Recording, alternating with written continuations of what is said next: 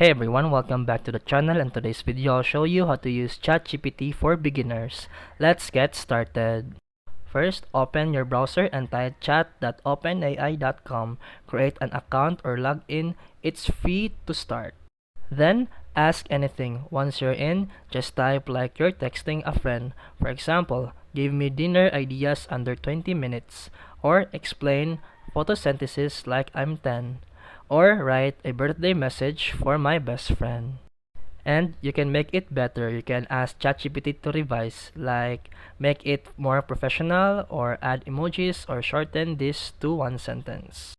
You can use ChatGPT for anything. Need help with homework, writing, business ideas, daily planning, Instagram captions. ChatGPT can do all of that. And that's it for today's video. If you found this helpful, please like and subscribe for more videos. See you in the next one.